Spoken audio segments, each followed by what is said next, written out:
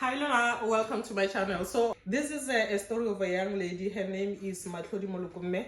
She's narrating a story in Sepedi, so I will try to narrate the story in English. She's saying that last year on the 17th of November 2024, she says to her this was a normal day. She spent the day with her best friend, and later on she had to walk her best friend out. She says like she didn't suspect anything, or she didn't see anything that was out of the ordinary. When she was coming back, she was actually ambushed on her door, forced inside her rental, and she says that the person that actually forced her inside her rental was her ex-boyfriend. So she's saying that on that day, she says it was a Sunday, she's giving us a layout of her mkuku or zozo or her rental place. She says the minute you walk into her place, then there's a kitchen counter, and she says that on top of the kitchen counter, because she was using the knife before, she left it just on top of the counter.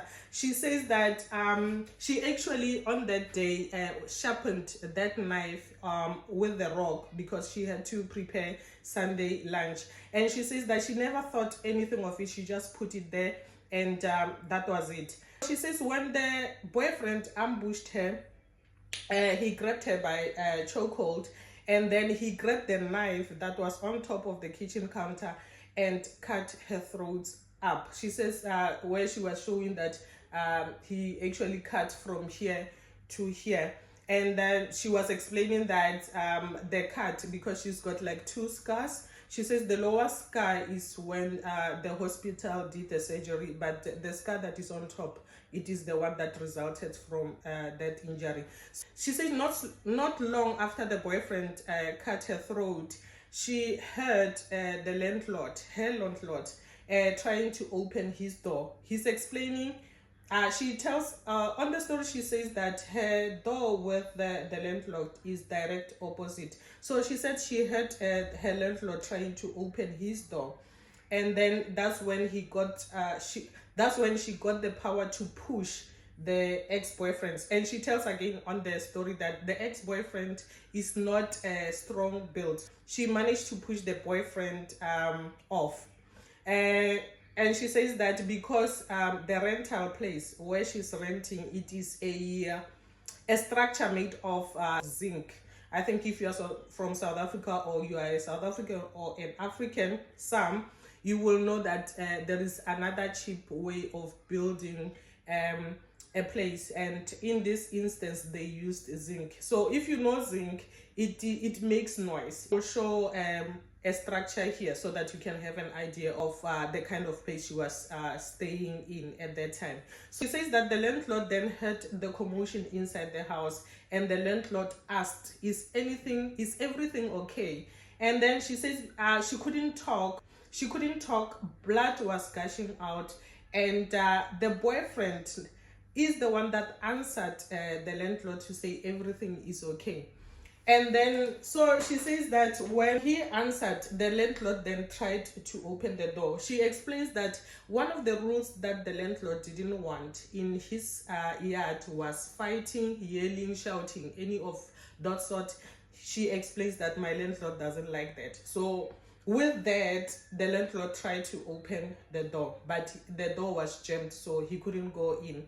She says after the boyfriend answered, she then got the power again to push him again. That's when the landlord was able to open the door, and immediately when the landlord opened the door, then the ex-boyfriend found a way to run out.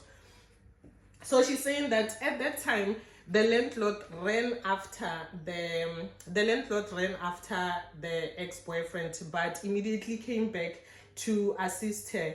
And then that she tells how the landlord was able to call a transport for her to go to the hospital. She say all along she didn't feel the pain, and she was able to actually walk herself into the emergency department. She says that immediately the surgery was performed on her, and she spent about, I think, 4 days in ICU. So she says she was then released to go to another ward. So she's saying that the only thing that scared her was her ability to talk. She says that she's thankful that she's now can be able to talk, but the voice that she's using right now is very rusty. It's not her original voice, but she's thankful that she's able to talk. And she's saying that the out of everything or everything that has happened to her, she just wants to know, why did the ex-boyfriend tried to unalive her on that day? Because she says while this everything was happening, the ex-boyfriend didn't say anything. He was quiet all along. And I saw on the comment section, like, you know, there are people that are insensitive, and regardless of what is happening, they are not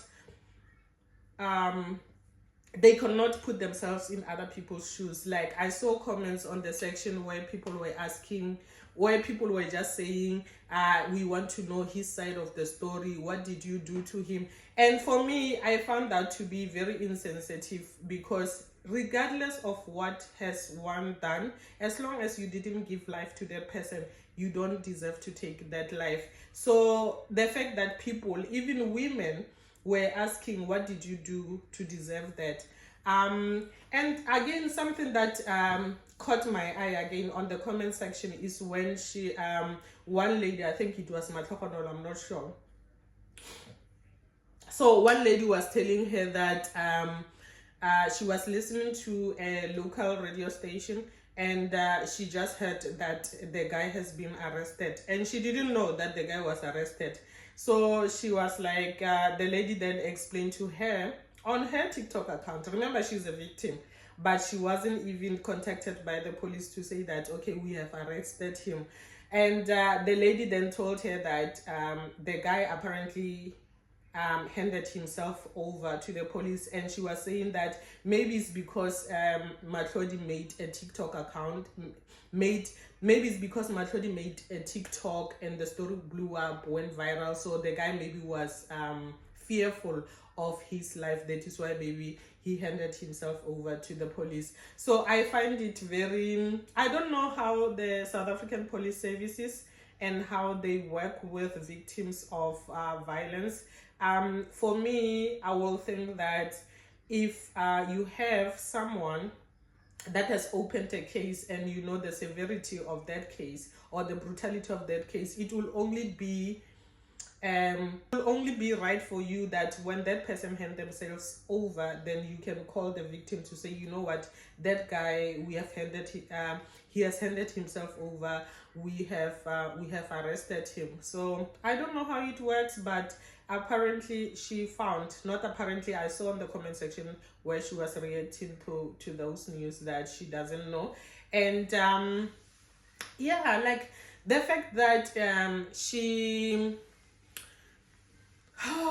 there are so many things like on this story. Like, I was like, okay, I'm thankful that she's fine, and you know, she's one of few that were able to escape, and now they can tell their story.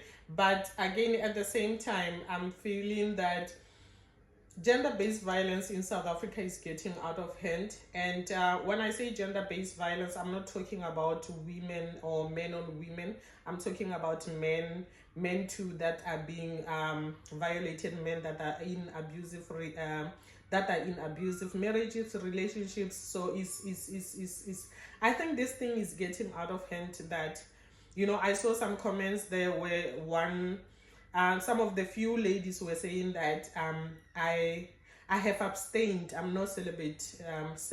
I don't know if I'm saying it right, but where they were saying that they have abstained, or they are no longer interested in dating, because now they see most of their sisters being hurt, or they see more cases of women being unalived by their spouses, boyfriend, you know. So they were saying that. But I was thinking again that in South Africa, regardless whether you abstain or you are not in a relationship, I think the way crime is a problem right now, that anyone can be a victim. Anyone can be a victim of that. So yeah, this is the story. I thought I should come here and narrate the story, and to say, you know, we are thankful that she is actually like she's a living proof. And the fact that and because like the video that I saw, that made me go into her account was when the video was, what if my landlord didn't come back to change his shoes? So that day, like, everything lined up perfectly. I believe, like, it wasn't her day. That's why she's saying herself that it wasn't my day, and there is a reason why something urged the landlord to go back home and change the shoes. And she's saying that the fact that she's saying that she has sharpened that knife. She has sharpened that knife that day. She didn't know that the knife will be used against her. And I saw one of the comments where this lady was saying that, oh, now I understand why my father was always saying that, when my father was saying that if every time you finish using sharp object, like anything that can be used to harm you, put it safe, hide it away. She was saying that I now understand why my father always told us to make sure that things like axe, knife, anything, they shouldn't be found at the open. Yeah, they shouldn't be found, because he didn't come with a knife. He found the knife there, and he used the knife that was on top of the counter. He didn't even open the drawers to search for a knife. So he came, I don't know what was his intentions, or what was his, maybe he just, I don't know. I can never, this is not my story. And everything here, it is from Matlhodi. I'm just trying to narrate it in English so that we understand exactly what happened, because I saw in the comment section people were like, can you please speak in English so that we can understand? So yeah, that is the story of Matlhodi Molokomme, and we are thankful, we are happy that you are fine, and I hope that God can protect most of us out there. So yeah, I don't know if I left anything, but I think that's how the story, or how she narrated the story. She narrated the story in Sepedi and Kemotswana, so I believe I was able to, Strana Sepedi, so to similar, you can hear, you're not gonna struggle that much. So yeah, that is all that I had today. See you again tomorrow.